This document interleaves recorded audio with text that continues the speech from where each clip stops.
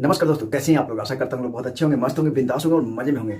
दोस्तों आज मैं बहुत ही झकास, बहुत ही मस्त मोटिवेशनल स्टोरी शेयर करने वाला हूँ जो मैंने अपने गुरुजी से सीखा था। जो हमेशा गुरुजी लोगों को कहा करते थे, अगर आप भी अपना जिंदगी में परिवर्तन चाहते हैं, अगर आप भी आगे प्रोग्रेस करना चाहते हैं तो इस स्टोरी को शुरू से लास्ट तक जरूर ध्यान से सुनें और आप फील करेंगे, आप महसूस करेंगे कि मे भी ऐसा हो सकता है। इससे पहले मैं दोस्तों एक कोटेशन सुनाता हूं जो दहेज के प्रति है। दहेज एक सामाजिक प्रथा नहीं है फ्रेंड्स, दहेज एक सामाजिक प्रथा नहीं है, भीख मांगने का सामाजिक तरीका है। आप क्या कहेंगे जरूर इस वीडियो के नीचे कमेंट करें। फर्क इतना है, बस देने वाले की गर्दन झुकती है और लेने वाले की गर्दन उठती है। बड़ा अजीब रिवाज है इस समाज का, घर की रौनक भी चली जाती है और साथ में दहेज भी देना पड़ता है। आप क्या कहना चाहेंगे? अगर आप सपोर्टर हैं इस दहेज के तो इस वीडियो को लाइक नहीं करेंगे, अगर आप दहेज के सपोर्टर नहीं हैं तो इस वीडियो को लाइक करें और दहेज के विरुद्ध मुंह उठाएं। हम बात कर रहे हैं फ्रेंड्स, मेरे गुरुजी जो स्टोरी कहा करते थे कि एक बार कृष्ण और अर्जुन दोनों भ्रमण पे निकले थे, दोनों वॉक पे निकले थे। उसी समय नदी के किनारे देखे कि एक पंडित जी जो पुजारी थे बहुत ही दर्दनाक हालत में फटा चीटा कपड़ा पहने हुए थे और करीब करीब 80-90 साल, मतलब अपनी उम्र के नज़दीक वो बहुत चले गए थे। मतलब कि कुछ ही क्षण जिंदगी उनका बचा हुआ था। अर्जुन को देखकर बहुत ही दया आया और उन्हें कुछ सोने के सिक्के उन्हें दान में दे दिया और बोला जाइए आप अपना जीवन बसर खुशी खुशी करें, आपका इतने पैसे में आपका जीवन कट जाएगा। पंडित जी जो पुजारी थे वहां से वो सोने के सिक्का लिए और बहुत ही अपने दिमाग में माइंड में सोचते हुए घर जा रहे थे कि मैं जाऊंगा, सबसे पहले घर बनाऊंगा, अपने लिए कपड़े खरीदूंगा, बच्चों के लिए नए नए कपड़े खरीदेंगे, बहुत सारे मिठाइयां बनवाऊंगा, मतलब सोचते हुए वो जा रहे थे। तभी उधर सामने से एक चोर आया, उनके गले पे चाकू भिड़ाया और वो सारे सोने के सिक्के छीन लिए। फिर एक घर गए, रात में सोए पंडित जी। उसके बाद में नेक्स्ट डे फिर वही हाल हो गया और वो आए।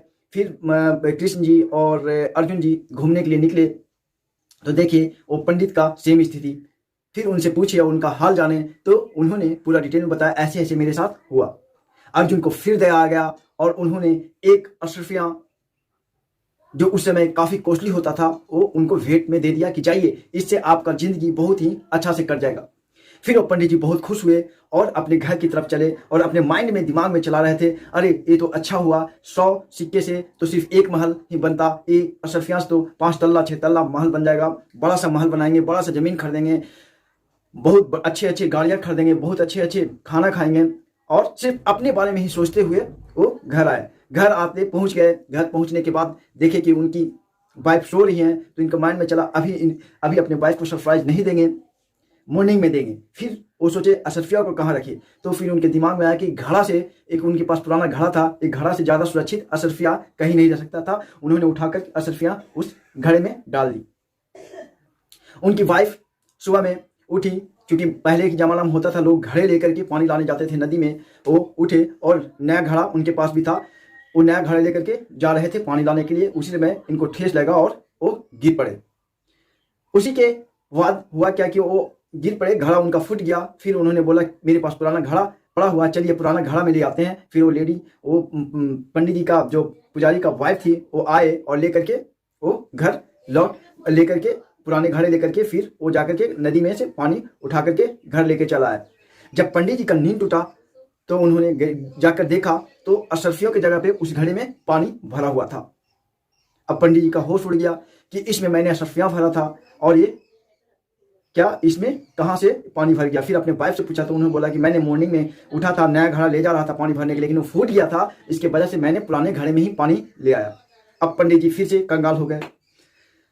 इसके बाद पंडित जी फिर उसी स्थिति में आ गए और वहीं जहाँ पे भीख मांगते थे नदी के किनारे वहीं गए। फिर कृष्ण जी और अर्जुन जी वहाँ पे टहलते हुए आए और देख करके कृष्ण जी मुस्कुरा रहे थे, लेकिन अर्जुन बहुत आश्चर्यचकित हो गए कि मुझे इतना मदद करने के बाद ये सक्सेस क्यों नहीं हो रहा।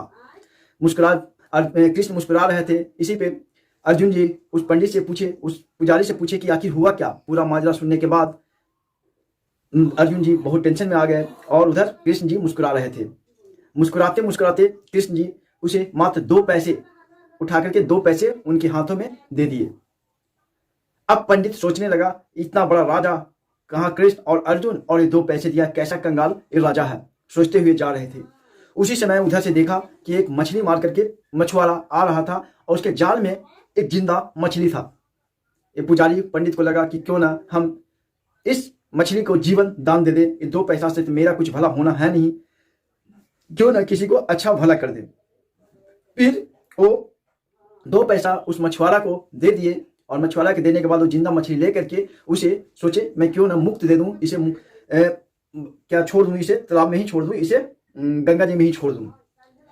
अब हुआ क्या कि जैसे ही वो छोड़ने जा रहे थे, छोड़ा, ठीक है ना, पानी में गया मछली और उसके मुंह से वो जो मालिक था, वो जो अश्फ्या था, वो बाहर निकल गया। उतने ही में उधर से जो चोर आ रहा था वो भी इन्हीं के तरफ आ रहा था धीरे धीरे। अब ये पंडित पुजारी मालिक को देखते ही जोर से चिल्लाया, मिल गया मिल गया मिल गया। अब मिल गया, चोर सोचा क्या कि अच्छा, ये हम इसे छीने थे ना सोने के सिक्के, अब ये अर्जुन और कृष्ण को बता देगा, सामने कृष्ण और अर्जुन आ रहे हैं, अब तो हम नहीं रहेंगे। वो पंडित का मुंह मोड़ा और 100 जो वो सिक्के छीना था वो पूरा इनके पैकेट में भर दिया और बोला, कृष्ण को कुछ मत बताना, कृष्ण को कुछ मत बताना। और इनके पास, पंडित के पास अशर्फिया भी आ गया, क्योंकि वो अशर्फिया उनके मछली के मुंह में था और जो 100 सोने का सिक्का था वो भी आ गया। ये देख करके अर्जुन बहुत आश्चर्यचकित हो गए और बोले, ये क्या है नजारा कृष्ण ने बोला कि देखो, ये जब भी तुमने इसे मदद किया, ये सिर्फ व्यक्ति अपने बारे में सोचा था, इसीलिए हमेशा ये लॉस में रहा, लेकिन अभी मैंने इसे 2 पैसा दिया, ये किसी के भलाई के बारे में सोचा और इसके पास सभी चीज आ गया। तो दोस्तों, इस कहानी से यही सीख मिलता है कि जो भी साधन आपके पास है, उस साधन से लोगों को मदद करें, तभी आपके पास सारे साधन उपलब्ध हो पाएंगे। ऐसा नहीं कि आप खुद सेल्फिशनेस में जीते रहेंगे, जब तक आप खुद सेल्फिशनेस में जीते रहेंगे तब तक आपके पास कुछ भी नहीं आएगा। जब तक आप लोगों को बांटना नहीं सीखेंगे तब तक आपके पास कुछ नहीं आएगा। इसीलिए फ्रेंड्स, जो भी साधन आपके पास है उसे लोगों को बांटें, लोगों को शेयर करें। जितना ज़्यादा शेयर करेंगे उतना ज़्यादा आपके पास पूरी मान धन और प्रॉपर्टी आपके पास, आपके करीब आता रहेगा। तो दोस्तों, इस स्टोरी से आपको क्या सीख मिलता है, इस वीडियो के नीचे जरूर कमेंट करें और इस वीडियो को लाइक और शेयर जरूर करें दोस्तों, क्योंकि इसी तरह का मोटिवेशनल वीडियो और मल्टी लेवल मार्केटिंग की जितनी सारी वीडियो होगी उससे रिलेटेड हम इस वीडियो में लेके आते रहते हैं। तो धन्यवाद, थैंक्स फॉर वॉचिंग, और इस वीडियो को इतना देर मुझे सुनने के लिए बहुत बहुत धन्यवाद। थैंक्स।